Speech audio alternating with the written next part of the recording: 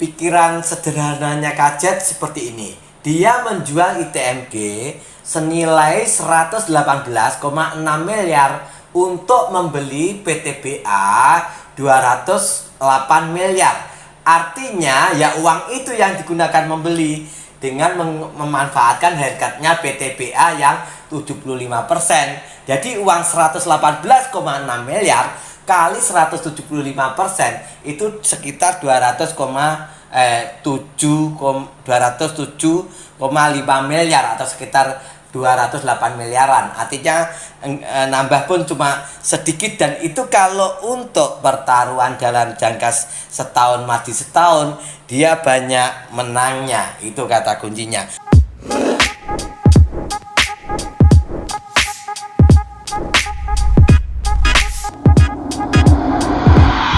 Assalamualaikum, good morning, selamat pagi, topi kuning menarik hati. Semoga harimu menyenangkan dan akal pikiranmu jernih selalu. Hari ini tanggal 6 Desember 2020, hari Minggu ya ini. Nah, Mbak akan bahas saham PTBA ya. Kenapa Mbak Kiso menganggap PTBA ini prospek? Dan tahun 2023 harganya bisa menyentuh 6969. Landasan pemikirannya adalah sentimen positif ekspor. Nah, apa sentimen positifnya? Yaitu kesepakatan jual beli batu bara antara CCTDA atau China Coal Transportation and Distribution dan Asosiasi Pertambangan Batu Bara Indonesia atau APBI-ICMA senilai 1,46 miliar atau 20 triliun dan akan berlangsung selama 3 tahun. Inilah yang akan memicu produksi batu bara di PTBA atau saham batu bara lainnya seperti Adaro dan ITMG lalu Harum. Nah, kemudian apa sih sentimen positif dalam negeri? Nah, sentimen positif dalam negeri ini memang proyek pelaksanaannya masih bertahap dan masih mungkin akan berlangsung atau bisa terjadi secara sempurna mungkin itu 2 tahun lagi. Nah, apa itu? Nanti rencananya dibangun kawasan industri khusus batu bara yaitu PTBA atau Bukit Asam Coal Base Special Economic Zone atau BACBSEZ di kawasan seluas 300 hektar di Tanjung Enim, Kabupaten Muara Enim, Sumatera Selatan dengan target selesai November 2022. Artinya apa? Artinya bila pabrik ini tidak mengalami kendala, maka di tahun 2023, mulai tahun 2023 itu harga saham yang tercermin di batu bara yaitu di 6.969, bukan isapan jempol lagi. Nah, kemudian apa sih di kawasan industri khusus di Tanjung Enim ini? Yang pertama yaitu akan dibangun pabrik pengolahan syngas atau sintetik gas.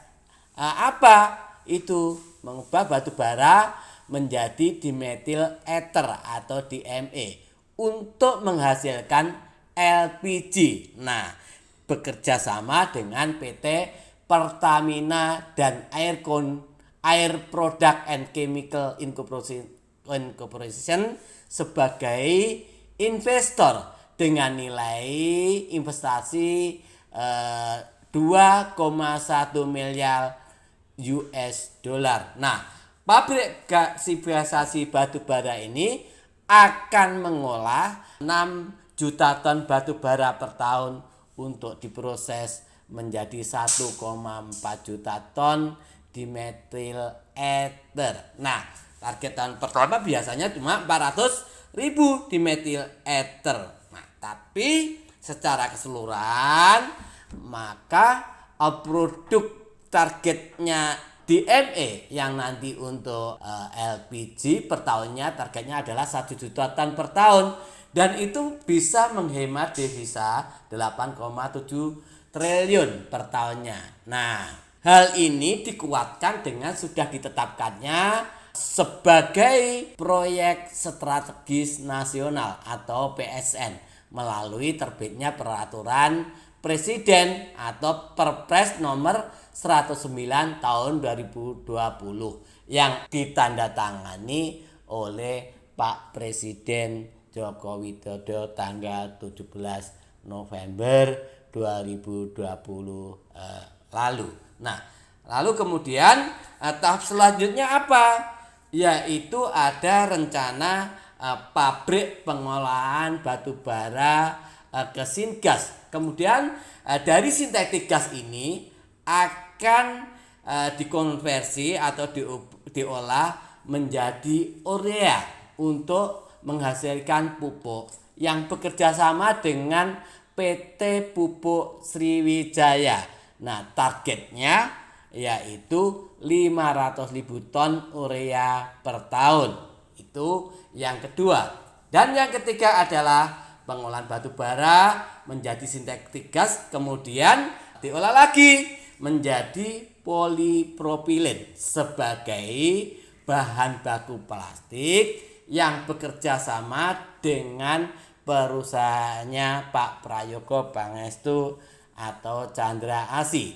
Nah, ini memiliki target produksi yaitu 450.000 polipropilen per tahunnya, sehingga dibutuhkan total dari hilirisasi tadi itu dibutuhkan tiap tahunnya 7 juta ton batu bara kalori rendah. Nah, itu sementara kandungan batu bara yang ada di Tanjung Enim itu sekitar 8 sampai 10 miliar ton. Artinya apa? Kalau diuraikan dalam 8 sampai 10 miliar ton itu deposit tambang batu bara ini memiliki di lapisan 1 atau B1-nya itu ada 4 miliar ton. Sementara di lapisan B2 mencapai 6 miliar ton. Artinya kandungan batu bara di Tanjung Enim ini bisa bertahan 250 tahun untuk hilirisasi batu bara tadi. Jika kita lihat pendapatannya PTBA di kuartal 3 tahun 2020 adalah 12,85 triliun dengan laba bersih 1,73 triliun. Nah, raihan pendapatan 12,8 triliun tadi nilainya turun 20,95% YoY dari sebelumnya yaitu 16,26 triliun. Lalu kalau kita lihat beban pokoknya juga menurun, yang sebelumnya adalah 10,55 triliun tahun per September tahun 2019 di kuartal 3 itu menjadi 9,33 triliun. Nah, tapi laba brutonya juga turun dari sebelumnya 5,7 triliun menjadi 3,52 triliun. Nah, laba bersihnya tadi yang 1,73 triliun tadi nilainya juga turun 44,20% YoY. Yang tahun sebelumnya di kuartal 3 2019 adalah 3,1 triliun. Nah, kalau kita lihat PTBA ini menggunakan kasnya untuk aktivitas pendanaan senilai 3,8 triliun atau naik dibandingkan kuartal 3 tahun 2019 lalu, yaitu 2,18 triliun. Dan kas dan setara kas di akhir periode pun naik menjadi 5,39 triliun per September dari yang tahun lalu kuartal yang sama adalah 4,24 triliun. Lalu kita cek liabilitasnya PTBA naik menjadi 7,92 triliun dari dibandingkan tahun akhir September 2019 yaitu 7,67 triliun. Dan liabilitas jangka panjang 3,54 triliun, sedangkan liabilitas jangka pendeknya 4,38 triliun. Nah, kalau lihat ekuitasnya turun menjadi 16,58 triliun dari sebelumnya yaitu 18,26 triliun. Total aset PTBA per akhir September 2019 itu adalah 24,5 triliun. Kemudian koreksi dari tahun 2019-nya di 26,09 triliun atau turun ya. Nah, itu kalau kita lihat dari laporan keuangannya. Untuk lebih singkatnya, teman-teman bisa lihat di RTI. Sederhananya, untuk menentukan harga jual belinya nanti, apa yang dimiliki dari PTBA saja untuk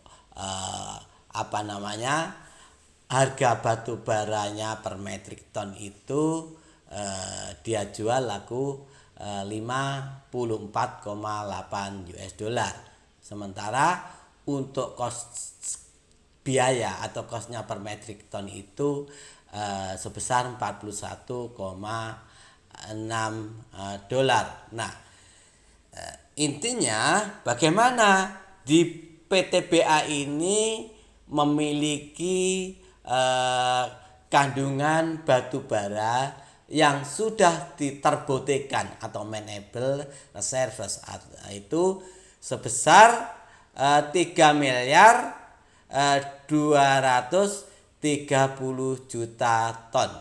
Lalu PTBA juga memiliki kandungan batu bara yang belum terbuktikan sekitar 8 miliar 280 juta. Nah, kapasitas per tahun itu rata-rata di PTBA adalah 29 juta metrik ton. Nah, bila kapasitasnya itu dianggap rata-rata 29 juta metrik ton, maka dibutuhkan waktu untuk mengeruk atau menambang batu baranya PTBA itu sebesar 111 tahunan. Nah, sedang harga batu bara sekarang adalah sedang harga saham PTBA sekarang adalah 2.480. Maka kalau dihitung dari angka di atas, maka layaknya PTBA ini nanti kalau berkembang bisa dihargai di 3.220-an atau lebih dikit. Nah, kalau kondisinya sekarang di 2.480, maka masih ada margin atau keuntungan yang teman-teman bisa peroleh yaitu sekitar 30%-an. Nah, cara menghitungnya seperti ini. Apa namanya? Hitung-hitungan yang ketemu di 3.200-an tadi, yaitu harga jual batubara dikurangi biaya produksi dikurangi royaltinya, kemudian dikalikan apa namanya itu kandungan batubara yang terbuktikan dikurangi total utangnya, utang secara keseluruhan ditambah cash, kemudian baru dibagi jumlah saham yang beredar, maka ketemu angka tadi 3.220-an atau lebih. Kalau kita lihat transaksi PTBA ini lokal lebih mendominasi atau 2 dibanding 3,5, dan di 1 bulan terakhir ini asing keluar sepertiga dari yang ia punya. Nah, kemungkinannya bagaimana? Ya kemungkinannya masih naik lagi. Mbah yakin sekali PTBA itu masih naik lagi, artinya asing masih hold 2/3 dari yang ia miliki. Singkat ceritanya seperti itu. Singkat kata, bagaimana supaya sahabat cuan bisa cuan dari saham PTBA. Kemarin PTBA closingnya ada di 2.480. Nah, bagi teman-teman yang belum mempunyai saham PTBA, bisa antri beli dengan tahapan sebagai berikut. Misalkan PTBA diturunkan di 2.450, silakan beli 10%.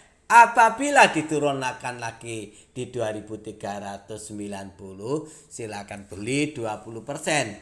Dan bila masih diturunkan di 2.310, silakan beli 20%. Nah, secara support pendek PTBA memiliki support di 2.230-an sampai 2.140. Di ring inilah biasanya support ini dianggap kuat. Namun apabila PTBA diturunkan di bawah 2.000, silakan beli sebanyak-banyaknya. Tapi kalau teman-teman tidak dapat yang antrian di 2.450 besok Senin, apakah bolehkah? Jawabannya boleh. Yang penting akannya menggunakan money management atau mengatur cara belinya, yaitu maksimal 30% dari uang yang akan dibelikan PTBA. Nah, lalu bagaimana sahamnya, cara menjualnya bagi teman-teman yang sudah punya? Kalau teman-teman yang sudah punya, untuk area fast trade-nya silakan jual pertama, yaitu TESEL-nya ada di 2.580. Kemudian TESEL kedua ada di 2.670 dan TESEL ketiga ada di 2.840. Nah, ini adalah area fast trade. Nah, kalau area fast trade artinya ya sesuai dengan kesukaan teman-teman. Bisa tradingnya dianggap fast trade itu bisa sehari, bisa seminggu, atau bahkan bisa dikatakan 3 minggu. Itu termasuk agak fast trade. Kalau swing ya biasanya bisa terjadi sebulan sampai 3 bulan itu. Nah, lalu untuk teman-teman yang sabar bisa jual di 3.040. Ini adalah yang jual suka-suka, atau kalau ingin swing jangka pendek itu ya itu tadi minimal 3 bulan, tapi meskipun swing ini tidak tergantung pada waktu, setidaknya kita memiliki target harga untuk swing pendeknya di 3.220.